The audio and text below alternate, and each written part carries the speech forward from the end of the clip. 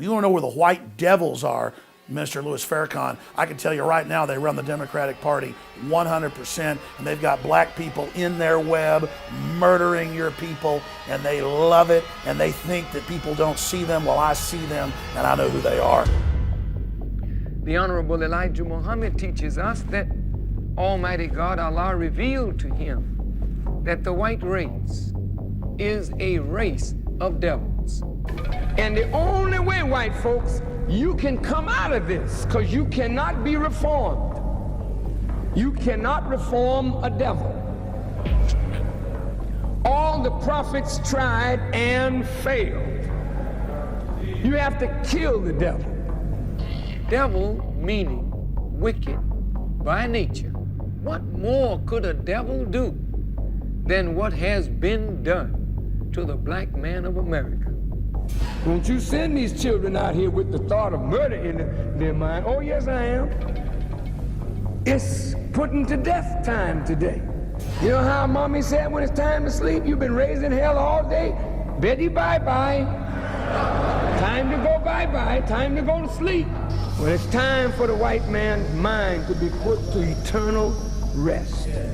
Any human being who gives themselves over to the doing of evil could be considered a devil. It is the divine power of Almighty God, Allah, that is now bringing about the destruction of the United States of America.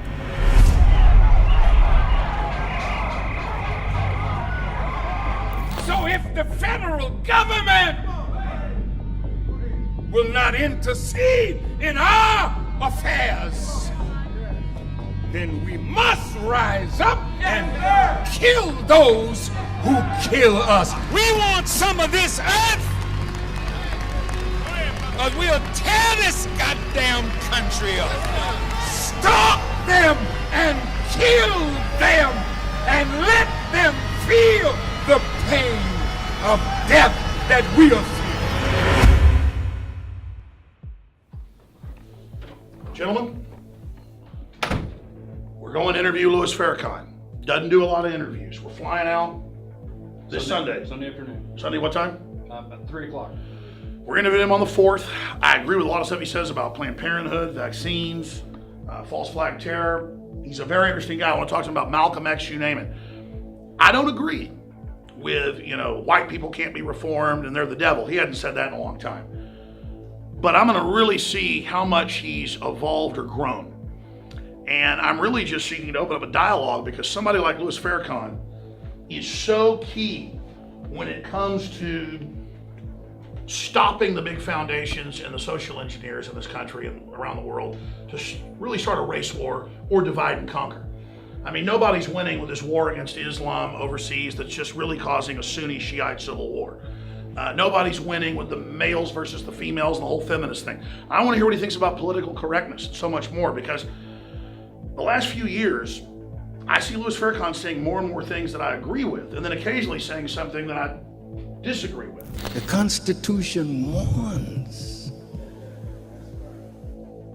that America must never let anyone set up a central bank. Right now, the President of the United States is given authority to assassinate American citizens. But I want to go over some of this research that you guys have done, that their people have sent us as well. And hopefully we can do an interview that's really deep and that isn't just, picked up by the tabloids with whatever zingers he throws in there. And certainly you're not going to avoid that. But I really kind of want to find the real Louis Farrakhan here. Louis Walcott from Boston. Louis Walcott, front and center. Louis. Fiddler, I see you're quite a fellow up there in Boston. It says here that you're a track runner at English High School and that you've equaled every record in school, right? Yes, and I hope to break some next year when I put on a little more weight. You do, huh? Yes. How about your violin? Can you play that as fast as you can run? Well, not quite, but I've got a lot to learn. I hope to break some records with this someday. You're just a champion at heart, aren't you? The system doesn't want this. us going out to interview this guy. We're supposed to be kept in our little electronic ghettos.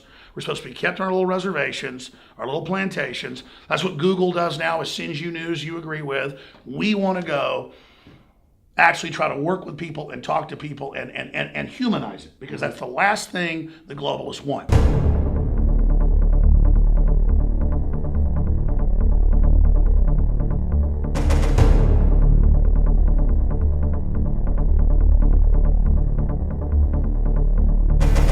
I've interviewed a lot of people, and I've snuck in places like Bohemian Grove. I've been attacked at political demonstrations, been arrested many times.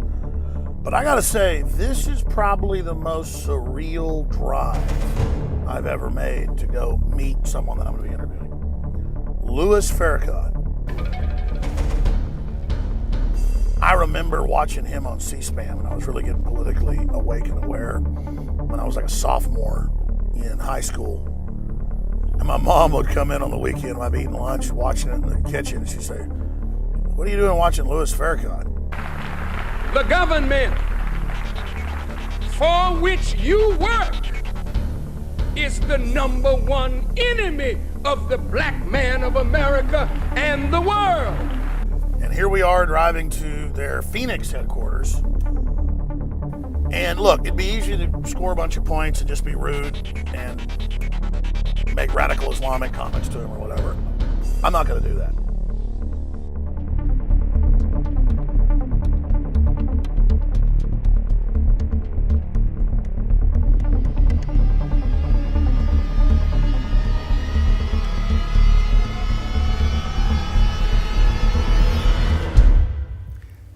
Thank you so much, Mr. Jones, for honoring us with your presence. We have watched you as you have watched us, and I have learned a lot from InfoWars and some of the wonderful things that you have done. We're two people interested in truth. We're two people that live in the greatest nation on this earth, but the nation is not now what it could be if truth, unfettered, would be given to the American people. And perhaps through this dialogue, that might happen. Well, I have to say, thank you for having me in your home and with your family.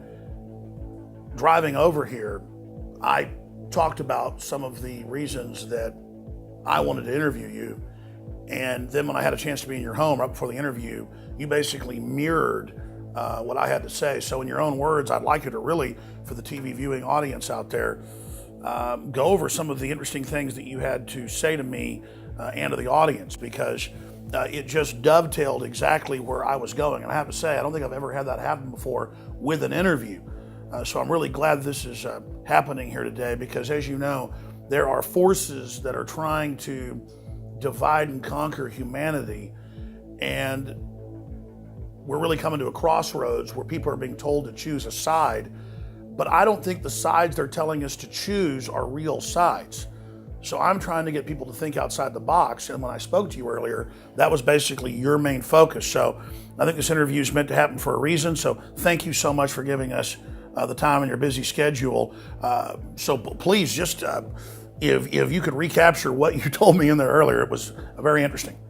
In the teachings of the Honorable Elijah Muhammad, his great teacher, Master Farad Muhammad, who came to enliven the black people in particular, he taught us that he never used color in this question and answer. He asked the question, who are the 85%? Who are the 10%? And who are the 5%? And in the answers that Mr. Muhammad gave that we study, 85% of the people don't understand the law of cause and effect. And wherever there is an effect that is real, the cause is just as real, though oftentimes the hidden hand that's manipulating and creating the effect and the circumstances that begin to divide and destroy. This kind of satanic mind is absolutely in control. And that satanic mind is hiding with a mask of humanity and civility, but now it is gradually being exposed. There are those at the top who guide and govern, who are not necessarily the friend of the masses of the people that they are governing. So it is the 5%, are just a small group who know the truth, who understand the law of cause and effect, and they don't believe in a mystery God that's somewhere making things happen. If there's a real evil, then there's a real devil. If there's a real saint, then there's a real good person doing saintly things. So here we are. Now a conspiracy absolutely is in vogue. Unfortunately, you've grown up hearing voices that incessantly warn of government as nothing more than some separate, sinister entity that's at the root of all our problems. It's time to stop submitting to this tyranny. It's time to realize that we're being enslaved. Some of these same voices also do their best to gum up the works. They'll warn that tyranny is always lurking just around the corner. Tyranny with a capital T. You should reject these voices. Everything that's been done with torture, rendition, the NDAA, the Patriot Acts 1 and 2, from day one was focused on the American people, period. That's it. It's always been about erasing the Bill of Rights and Constitution and rolling out NSA spying publicly, saying it's for Al-Qaeda, rolling out torture, saying it's for Al-Qaeda, but it's really for the general public, rolling out total control and the end of any underground free market systems in the name of fighting Al-Qaeda, but really shutting down any type of free commerce. This is all about converting us from a free society to a tyranny with a capital T. But I've asked certain people who say, well, you're a conspiracy theorist, and they call you the same. I said, but do you read the scriptures of the Bible and Quran? Is not Satan real? Evil is real, so Satan is real. That really is a revolutionary thought, that if you question the establishment, you question what they're saying when they're known liars, you're a conspiracy theorist. That's like saying you're a heretic. Okay, well, if we're a heretic against the system, I guess we're a heretic against the devil. Because this system, undoubtedly, you couldn't call it good. And from my research, that's my concern. The 5%, the 1%, the 1/10 of 1% that actually run and control, manipulate things, they believe they're going to end up winning. They believe that they're getting ahead of people by keeping folks dumbed down. But common sense shows, and just my gut tells me, you don't screw people over and then long-term get away with it. It comes back on you. And I think the people serving this system are some of the most deceived out there, because they know how the world really works, but they've decided to basically try to screw over their fellow humans as if they're going to get ahead by doing that. I mean, just anybody who's God-fearing in their gut level has to know that's a lie. Well, Mr. Jones, in reality, there are those who go along to get along. They know what they're doing, but they do not know the vast evil that they are a part of. So the politicians today, I looked at the many Republicans and Democrats that are trying to win the nomination of their party. And it says to me, you know, it's like I don't want to be vulgar, but it's like you, in any major city, you see women undressed, showing their wares for a John, to buy them. And it's like politicians who don't have money but have ideas, and they parade themselves before rich and powerful people to get money apparently for their ideas that the rich agree with. But the moment that they become what they're looking to become, they find that the rich have an agenda for them, that the rich have something to ask of them, like the John asks of the prostitute. And that's one of the things that I admire about Mr. Trump, because he told them all, I don't want your money. Politicians are all talk, no action. Most of them don't know what they're doing. They just run. They're like, like you wind them up and they run for office. They're controlled fully by the lobbyists, by the donors, and by the special interests, fully. And you said recently, quote, when you give, they do whatever the hell you want them to do. You better believe it. So what specifically did they do? If I ask them, if I need them, most of the people on this stage I've given to, just so you understand, a lot of money. So from your experience in all, tracking the media, experiencing demonization campaigns, it's a big deal to have Louis Farrakhan come out and say, the Honorable Minister Louis Farrakhan come out and say, hey, we should look at Trump. Can you flesh that out and elaborate? Because undoubtedly, they're going to try to take that and then twist it. Well, I said recently that if the American people voted for Trump, he could take them into the abyss of hell. He's free, he's rich, he hates political correctness, and rightly so.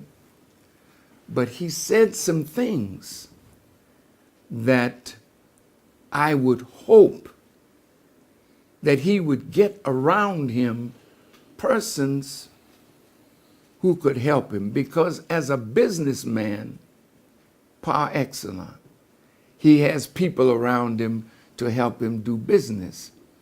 But if he says, let's go in to Iraq and take the oil,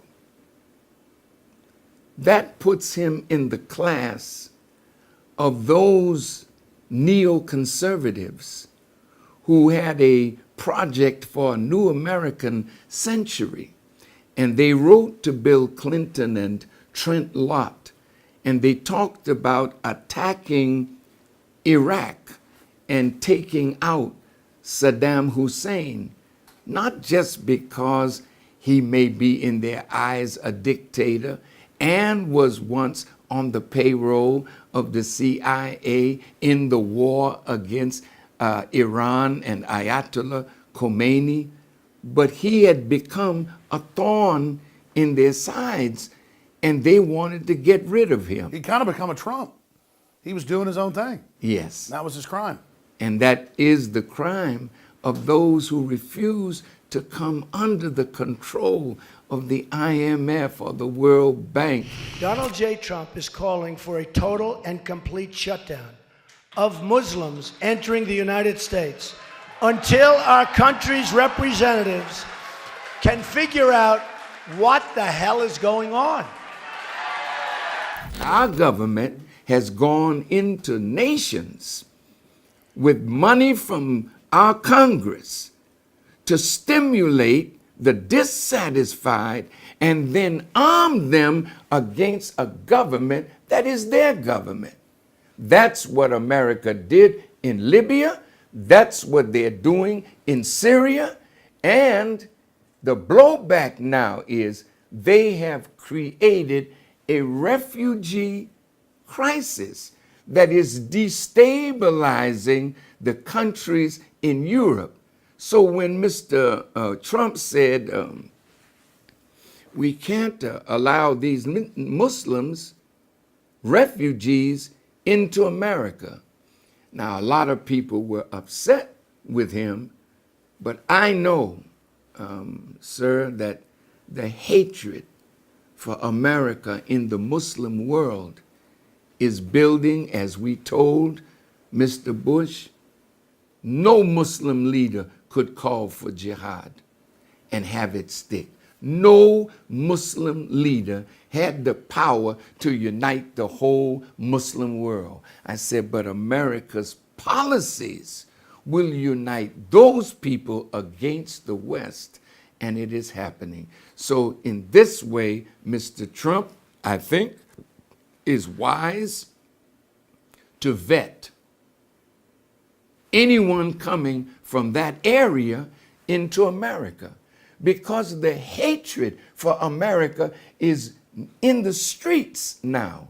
So if those people are refugees and America feels I gotta let 10,000 of them in because America created the problem. Now, if you let them in and you don't vet them carefully, you might be letting in your own destruction. We have before us the opportunity to forge for ourselves and for future generations a new world order, a world where the rule of law, not the law of the jungle, governs the conduct of nations. When we are successful, and we will be, we have a real chance at this new world order, an order in which a credible United Nations can use its peacekeeping role to fulfill the promise and vision of the UN's founders. No matter how hard the schemers plan to destroy the good that can come to the people with proper governance, they are losing and they will lose, because they have set a trap, but they're getting caught in their own trap. The American people are waking up. The masses all over the earth are beginning to rise. And that's why Zbigniew Brzezinski said, namely in earlier times, it was easier to control 1 million people, literally. It was easier to control 1 million people than physically to kill 1 million people. Today, it is infinitely easier to kill 1 million people than to control 1 million people. So all kinds of schemes are developing to kill mass populations. And you may have heard us say that the gentleman that was the Secretary of State under Nixon, Mr. Kissinger, developed this memo called Memo 200, in which he said that 2 billion people on this earth had to be culled because the resources of the earth are getting shorter, the population getting more, so we got to kill billions of people. And it's going on as we speak. The radical, you call them the pharmaceutical companies. Who goes against them? Nobody. Who goes against the gun lobby? Nobody. They don't have the power to change it. It's not that the American people shouldn't have guns. That's what the Constitution declares. We as Muslims, our leader told us, no weapons, not even as much as a penknife. Because in our homes, the Nation of Islam has taught hundreds of thousands of people. And in the nation, you never hear Muslim killing Muslim in an argument.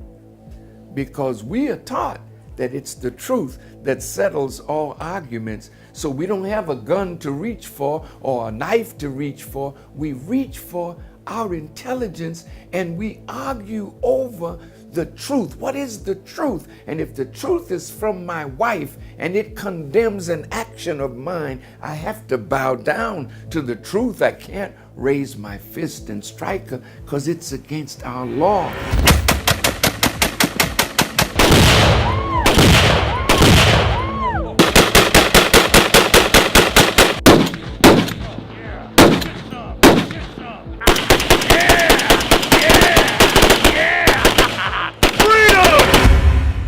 I agree with you that free speech and deliberation trumps violence. The problem is when an outside group comes who isn't going to listen to what you're having to say, then you have a right to defend yourself, but separately, because that's one of my main questions, and I've got to get to it with you. Sure. And then you just started getting into it before I even asked it. This is an amazing interview because you're just following where I was going to go without me even asking the question, so it's amazing. But eugenics. Yes, 1,100 people get shot by the police every year and killed. In some cases, in fact, in a lot of cases, it's in the wrong. Sometimes bad officers get away with it. I've written books on the subject. I've criticized it. I'm the guy that, tried to expose the police state. But the police are only one small part of the police state. And for me, it becomes a scapegoat when we just make it about them and then project what bad officers do on other officers. And then I look separately at how they used hatred of police in Ukraine, George Soros did, to just now overthrow that government, not to empower the people, it was an elected government, but to create an even bigger crisis. So I see more than 1 million black people aborted every year on average. In some states, more than half the abortions are wonderful, beautiful black babies. And I don't hear a word about this from the liberal black leaders, the white black leaders, or any of them. I know you speak about it. And so I kind of measured. You got 1 million dead black people over here, chopped up babies. We know they're innocent. You can even watch some of the sonogram videos where they're fighting the scalpel with their hands and their feet. I don't care what color the baby is. They fight for their lives because they're red-blooded. And then over here, I've got 1,100 dead people. Maybe 1,000 of them are black. Let's say all 1,000 of them were murdered in cold blood. The system's telling me to get upset about that all day and make that my main focus. When over here I've got 1 million dead black people and millions of dead white people and millions of dead other human beings. I think the greatest sin in the world is bringing children into the world. Delinquents, prisoners, all sorts of things just marked when they're born. And then I read Margaret Sanger going, we're going to pose as liberals. We're going to go into these black communities. We're going to buy off their preachers. We're going to get control of them, and we're going to get them in these big cities. And I look at the big liberal cities where they've taken the guns from the black people, where they've shipped the drugs in, where they've got the Planned Parenthood on every corner. And I tell you, growing up around conservatives, libertarians, I never heard racist talk in Dallas, Texas. When I started hearing the racist talk was when I would get around liberals and Democrats and people when I was in college and when I was getting politically involved. I'd have white liberals and black liberals come up to me and they say, nobody wants these trashy black scum, and if you want them, you take them. Why are you so worried about a zygote? Ultimately, your sympathies do not lie with black people. They lie with your racist white middle class agenda, and that's where it will always lie, and you will be destroyed holding that line. Okay, I adopted 2 children. Oh, good for you, white savior. Aren't you so proud? They're not white. He's not white. Exactly, you're a white savior. You think that it is the white man's duty to fix everybody's problems, right? How many did you adopt? How many did I adopt? I kill my kids. How many did I adopt? I kill my kids. I kill my kids. Babies, I pay for that. You know something?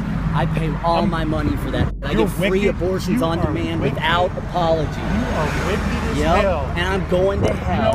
Yeah, I still pay to kill babies, though. Really? Oh, yeah. How do you get your abortions paid for? I pay for them. I thought you said How many 3. do you pay for?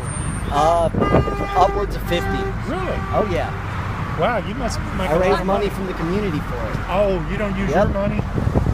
You multiply your efforts, eh? And I'm going to tell you right now, that's where I've heard the racism. That's where I've heard the sneakiness. And if you want to know where the white devils are, Minister Louis Farrakhan, I can tell you right now they run the Democratic Party 100%, and they've got black people in their web murdering your people, and they love it, and they think that people don't see them. Well, I see them, and I know who they are. And I don't care what color a baby is. My soul won't allow me to hate somebody because of what color they are, because I know I'll be destroyed if I ever go that direction. And so that's where I stand. That's why I wanted to have this meeting with you, because you already tell people a lot of great things, and I know you reach tens of millions. But if you, which you've already done, magnified, exposing what's in the vaccines. They've caught them in Africa and India with the sterilants, you know that.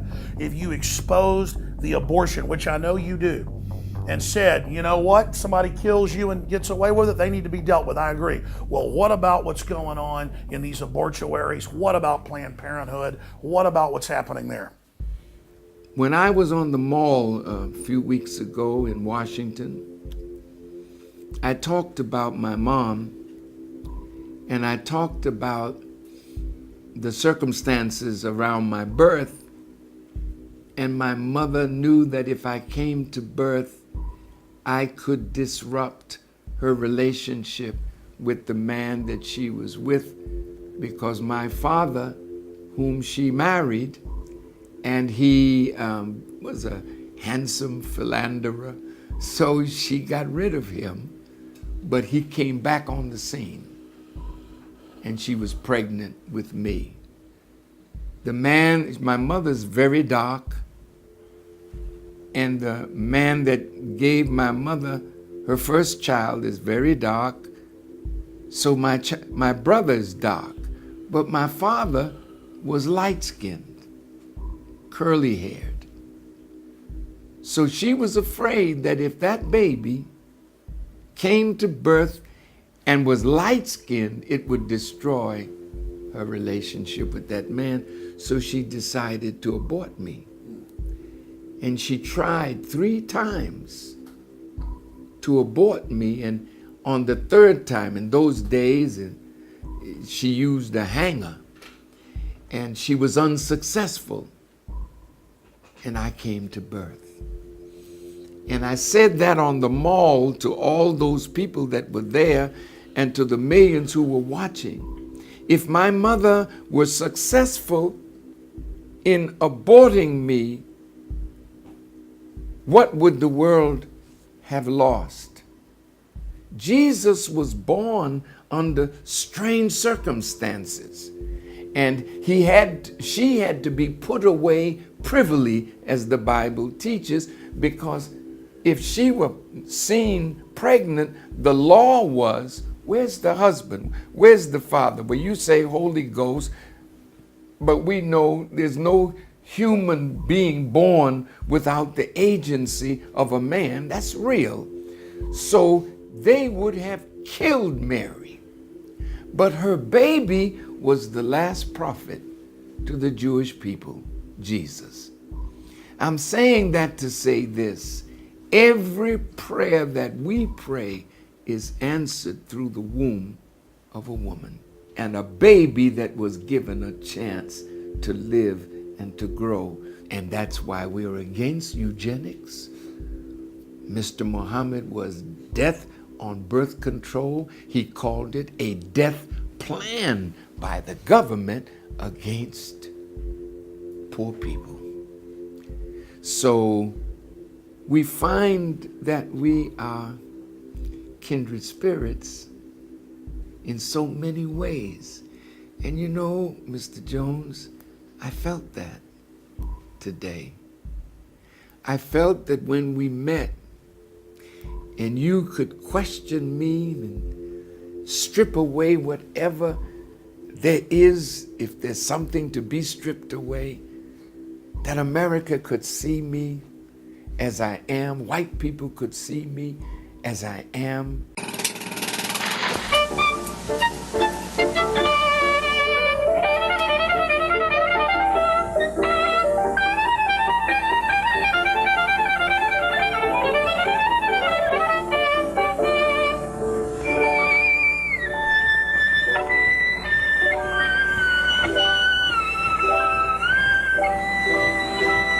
How dare you put yourself in that position as a moral judge? I think you should keep quiet. In the mind of Satan was to set up a one-world government where he would be in charge. They talk about me, but they won't confront me. What the hell business is it of yours? America should keep her mouth shut.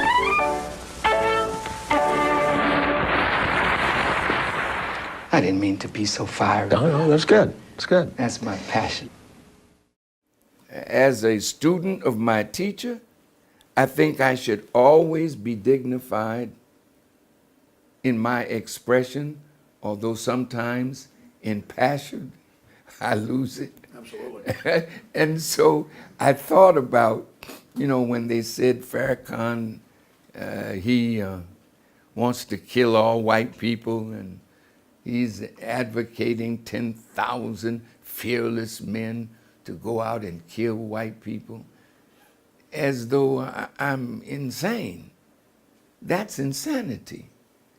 And I've been teaching for 60 years, sir. And no one who follows me has ever gone out and killed a white person, harmed a Jewish person, bombed a synagogue, or even put some swastika on a synagogue, because that's against our religion to deface a house of worship. I'm saying that to say this. When I said in Florida, naming all the blacks that got shot down, and according to something I just read, where one black man every 28 hours is shot by a policeman. And young black men are 9 times more likely than other Americans to be killed by police officers in 2015, according to the findings of the Guardian newspaper. 1,134 deaths at the hands of law enforcement officers happened last year. As a black man who loves my people, I'm grieved not only at police killing us, but I am grieved at our killing of each other, which sometimes is 10 times more than what white policemen have done.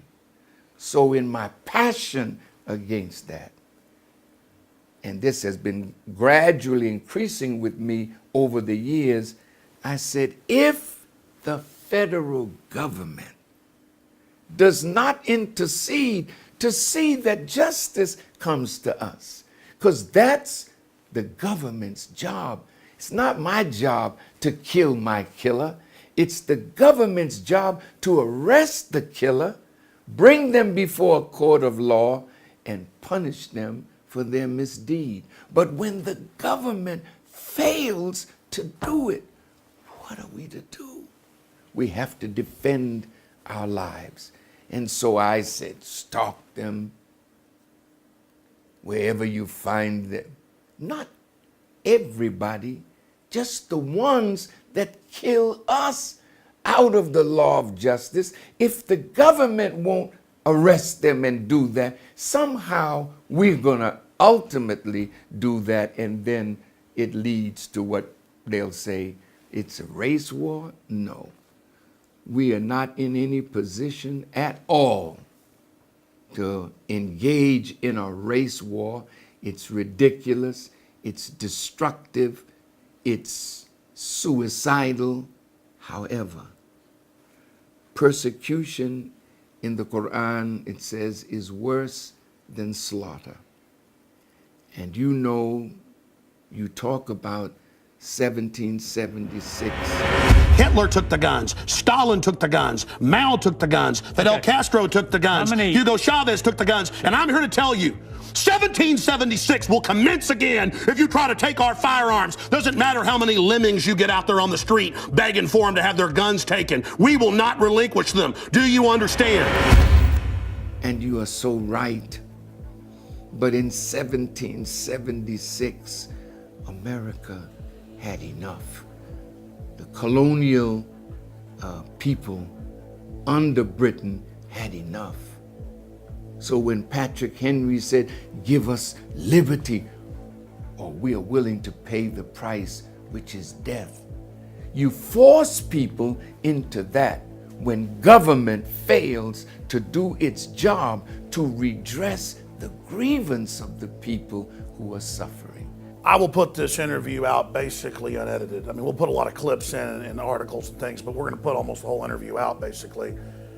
Mainstream media, they're going to take just what you said, even though you quoted Patrick Henry and the rest of it. I guarantee you they're going to take that and just show the clip again out of context.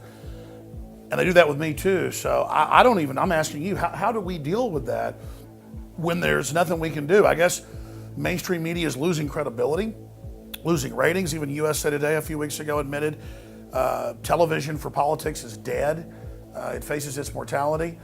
So I think I just answered my question. They've discredited themselves, but still, they just go on lying, they go on twisting. Talk show host is Alex Jones. He's a conspiracy theorist. Radio talk show host Alex Jones. Alex Jones. His name is Alex Jones. Jones is the wildly popular conspiracy theorist. Radio talk show host and conspiracy theorist Alex Jones. Alex Jones, the nutjob radio guy. Talk show host Alex Jones. A man who trades in such sinister conspiracy theories, you have to wonder if he really believes half of what he says. I'm here to warn people. You keep telling me to shut up. This isn't a game. Hate speech. Can anything be done to stop the hatred? I think Alex was the one who took the pro-gun position. 1776 will commence again if you try to take off firearms. I don't want that man to have a gun. Alex Jones is a 9/11 truther. That conspiracy theory comes from the mother of all conspiracy theories. It's an internet talk show called InfoWars. I heard that on Alex Jones, so it's true. Dave. I heard it on Alex Jones, so I know it's true. You're making some very serious allegations against the U.S. government, saying that they stage attacks, they allow them to occur in the United States against U.S. Let's citizens. declassify. Alex Jones may sound crazy. I think that Alex Jones is a lunatic. That man's a threat to this country. King of the conspiracy theorists. Deeply, I think, racist. I just got called racist by MSNBC. He's considered legit among the crazies. Challenge Alex Jones to a boxing match, show up with a semi-automatic that you got legally, and pop him. I'd love to see that. In uniform. Keep shoving lies at your audience, jackasses. I like that guy. That is the best. The American people deserve a government that is truly of the people, by the people, and for the people. They don't have that kind of government as we speak. I hear Mr. Trump and other white Americans say, we must take our country back. And my question, Mr. Jones, take it back from whom? That was my next question. You were alluding to the Federal Reserve you've been a big critic of for 40, 50 years. Can you speak specifically to the Federal Reserve? You talked about Congress taking its power to print and coin the money back. What is the proper relationship? What should be the proper relationship between a chairman of the Fed and a president of the United States? Well, first of all, the Federal Reserve is an independent agency, and that means basically that there is no other agency of government which can overrule actions that we take. So long as that is in place and there is no evidence that the administration or the Congress or anybody else is requesting that we do things other than what we think is the appropriate thing, then what the relationships are don't frankly matter. I mean, that is such an incredible statement. I mean, that's the real rulers right there, in my view. They boldly declare, we run this.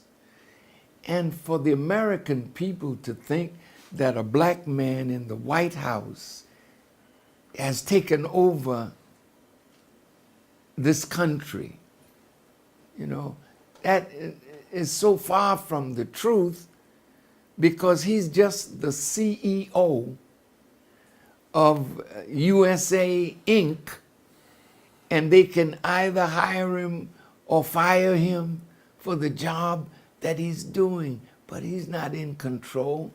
Did you know that it was John Kennedy who recognized that there was a shadow government? Kennedy said, we are opposed around the world by a monolithic and ruthless conspiracy that relies primarily on covert means for expanding its sphere of influence, on infiltration instead of invasion, on subversion instead of elections, on intimidation instead of free choice, on guerrillas by night instead of armies by day. It is a system which has conscripted vast human and material resources into the building of a tightly knit, highly efficient machine that combines military, diplomatic, intelligence, economic, scientific, and political operations. Its preparations are concealed, not published. Its mistakes are buried, not headlined. Its dissenters are silenced, not praised. No expenditure is questioned, no rumor is printed, no secret is revealed. This is why John Kennedy was killed. He understood the conspiracy, and as far back as the founding fathers of this nation, they knew that there would be those who would try to take over the set up what do you call the Bank of America, private central bank, a private central bank, and they were told to guard against that. And under Woodrow Wilson, in 1913, the guard left. One of the Rockefellers met on Jekyll Island with Paul Warburg and his brother, who were from the Rothschilds. They wanted to set up like the 5 children of Rothschild Sr., the Bank of Italy, the Bank of Austria, the Bank of France, the Bank of England, all started by the banking family. Well, who cares who the politicians are, Mr. Rothschild said, as long as they control the wealth. So they bankrolled both sides of a conflict and ended up ruling both sides.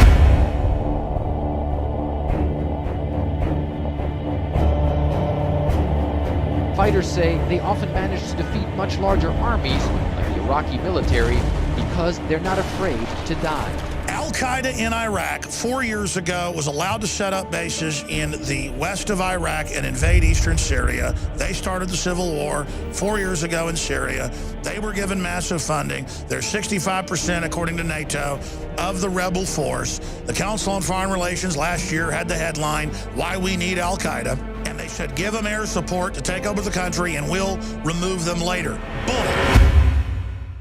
I know Obama is just a pitch man, a CEO, as you say, but at the same time, I didn't support him or McCain because I was just hoping that Obama would come in and actually bring reconciliation. How naive I was.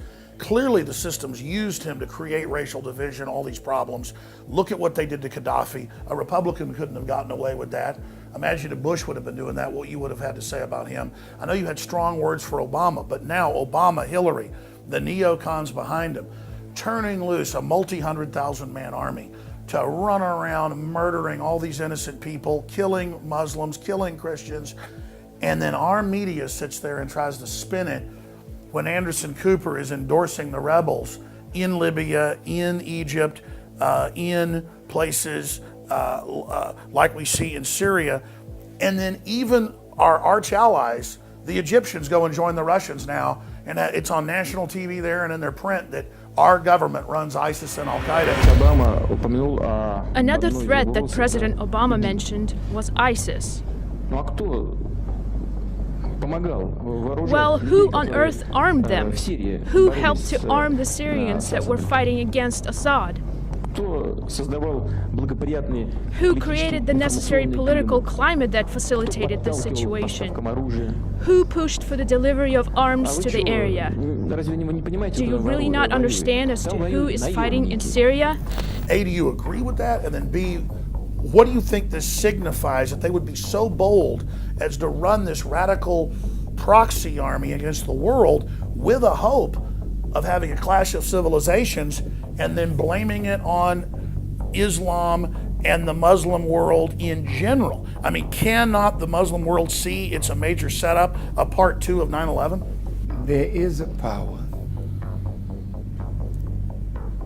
in one that is called Mahdi. That's the guide that the Islamic world has been expecting.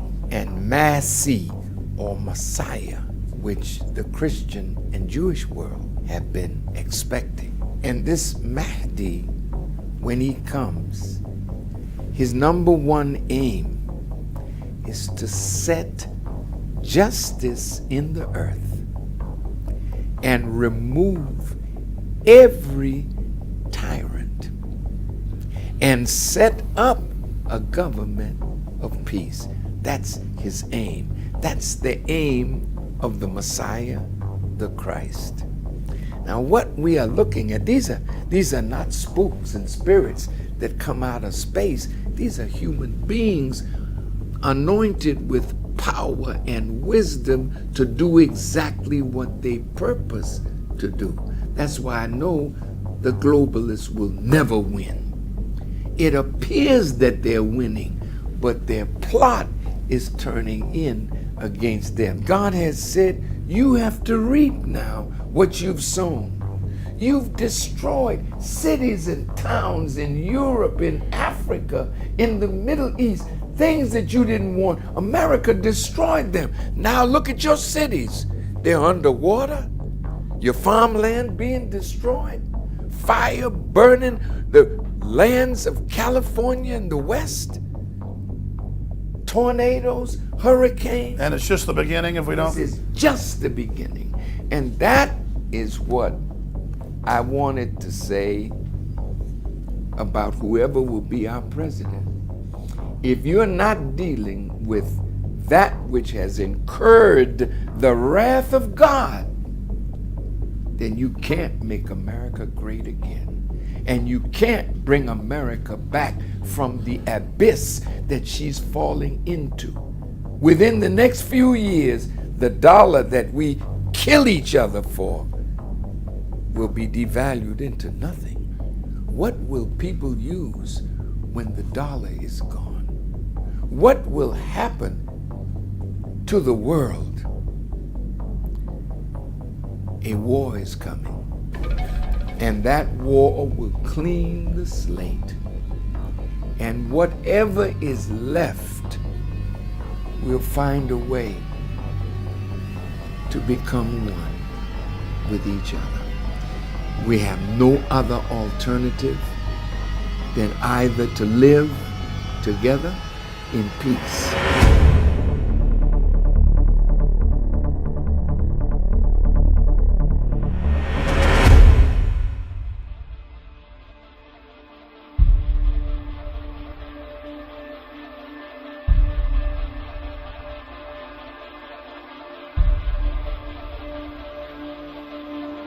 We have gangsters running this country. Criminals, gangsters. The bigger this war gets, the more freedoms we lose. We have a fog that has descended on our entire nation. The globalists are going to blow stuff up and blame it on you. Well, Hillary's the one who runs the cover-up. Everything you've heard us talk about is now going to unfold in triplicate spades. It's as real as it gets. I had a Supreme Court justice tell me to my face, it's over for me. I said, Matt, it's over for you. They've got the votes now to enforce copyright law. You're out of there. You want it, baby? You're about to get it.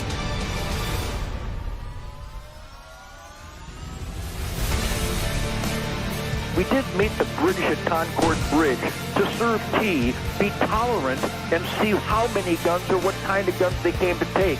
We met them at Concord Bridge, and we blew their punk-ass brains out. InfoWars has been able to break every record, infiltrate every operation, blow the criminal cover of operatives more than any other institution out there of freedom. And I'm so proud of that. The notion that Hillary has somehow been an advocate for women, no, Bill rapes them physically, and then Hillary rapes them psychologically. I hope the enemies of this broadcast, when you lie about us, when you censor us, when you attack us, when you delist us, when you do that, you're signing on to the other side. These people are of the devil. Let's be very blunt about this. Raise hell and demand accountability. It is the most corrupt, degenerate, criminal government in American history. From the front lines of the information war, it's Alex Jones. The crowd is now moving forward toward the barrier. The police have been telling everybody they're going to shoot if we don't move back. Their defeat will be ultimately a crushing one.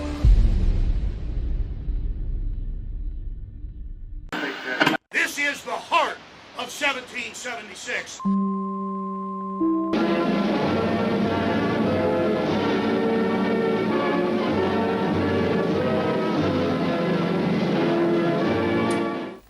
The globalists have controlled the mainstream media for a long time, but now they're expanding and making the weaponization even more vicious and deceptive. All the major networks are state-run. We are partnering this year with the NFL. The NFL has become a political weapon against the Second Amendment and pushes Obamacare. MSNBC tells us that our children belong to the state. We have to break through our kind of private idea that kids belong to their parents or kids belong to their families and recognize that kids belong to whole communities. It is more important than ever to realize that we are not the alternative media. We are the true media. The establishment dinosaur press is dying. We are in an information war, and we are losing that war. Join us at InfoWarsNews.com and PrisonPlanet.tv. Members can share their memberships with up to 11 people. By subscribing, you will literally be buying war bonds in the info war to expand our operation in the face of the tyrants. Join us at PrisonPlanet.tv.